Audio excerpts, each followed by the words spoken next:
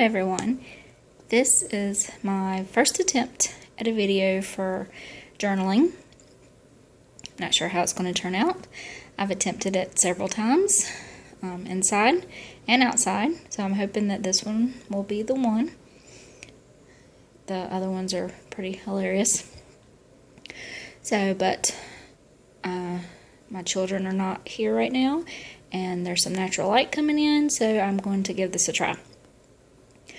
I became interested in journaling about 3 or 4 months ago, and I've been collecting things during those months, and I wanted to share this particular item with you today. This I found at a tag sale about a month ago, and it was $2, and there was several people there, and I was not really paying attention. I saw it and I thought, oh, that's a good deal. No matter what's inside of it, I'm sure I can use it for $2. So I grabbed it up, and it wasn't until I got home and was really looking through it that I thought, oh gosh, I have so many ideas just for this one particular thing. So I've been wanting to do a video on it for some time and share with you what I'm going to do, and I hope that you guys will travel with me and go through the process of these ideas that I have. So this book is an illustrated edition of 1776 by David McCullough, and it was made in 2005, but obviously it's about the events of 1776. And the case of it here, I'm not sure what I'm going to do with it yet. I mean, it's pretty great in itself, and I could store papers in it or what things, but I haven't decided what I'm going to do with that. Please forgive my technology use here. I don't have a tripod, and I'm using only the camera on my phone, so I'm limited to one hand to show you things. So hopefully in the future that will get better. So when I brought it home and I was going through it and I opened it up, and this awesome book appeared in front of me. And the size of it and what's inside of it, I have 3 ideas already. It took me a while to decide if I was going to alter it or not. And I decided, after all, that I am, because I will get much more use and pleasure out of it if I alter it and use it in a different way than what it is right now. So first of all, the cover. Sorry, I didn't show you the case. The cover of it it's pretty heavy. Look. You see, my platform is a swivel chair. Not funny. The book the cover is just the right size for a project that I want to work on. I want to make a spell book, and so that's what I'm going to be using the cover for. The spine is a little messed up. I'm not sure what's going on with it, but it's perfect for what I want to use it for. The inside of it I've watched several videos on how to gut a book, that's what I like to call it, is gutting them or taking them apart or whatever you want to call them. But from what I've seen, when books are like that, they're easier to take apart. So I'm going to practice on a few other ones before I try my hand at this one, before I take it completely apart. So that is a chair I'm sitting in, by the way. I'm sitting in a rolly chair. I hope it's not making too many funny noises. So I'm not going to show you the complete book because it's pretty big, and that would take forever, and I know you don't want to sit through and watch that. I am thinking that I'm going to make a second video to this, because in a minute you'll see why, and I'll tell you more about that. So let's open it up. I definitely want to keep this intact. Of course, the maps, there's some great maps in here. There's great illustrations. The colors are really rich and wonderful and just delicious. And so I plan on using those. My favorite part of this book, though, are these right here. These envelopes. You have to listen to them. Oh, I love that. I'm a very tactile person. I love that sound. I call it yummy crunchiness.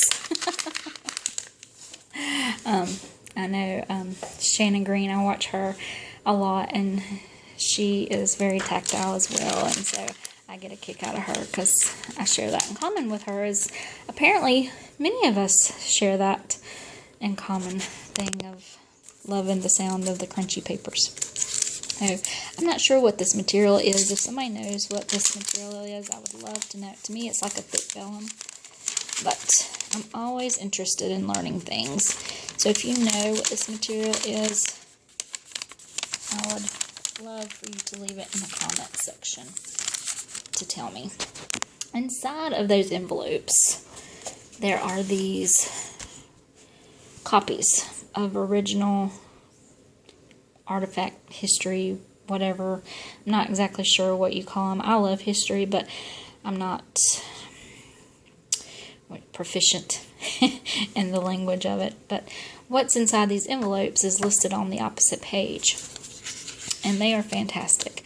And that was what I was thinking about doing another video on, is sharing what was in these envelopes. And this one, there is, if you can see this, I'll scan it. It's a letter that went into the New York Magazine from His Majesty, declaring that the colonies, something about in rebellious and their independence or something. I have not read it completely, but it was dated January 8th, 1776. By an express just arrived from New York. And you can read that if you want to. But yeah, I probably will go back through and do a video on just what's inside of the envelopes, because there are several of them, and so it was going to take me some time to do that. But the purpose of this video was to show it to you and share with you what I had in store for the projects I was going to make. So let me turn to this one so I can show you better. The sound. So my idea for the journal is to very carefully, I'm not exactly sure how I'm going to do it yet, is to remove these envelopes and make a journal with them, as well as what's inside of the pockets. And that trying to keep what's inside of them intact, like forming tuck spots and secret little hiding places and things like that in the journal, so I can keep those in one piece, because I don't want to mess with them that much. If I may, some of them, turn them into journal pages, I don't know yet. It's just, I have a vision, and I'm not sure where that vision's going to go, but we'll see. I do want to use some of the illustrations out of this book. There's like copies of ledger papers, and there's more letters and photographs and all kinds of stuff that are in here. I keep turning to the envelopes.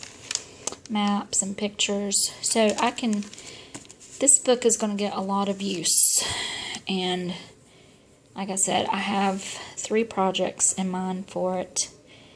So it's going to be altered and used in various ways, but in ways that it will still be enjoyed.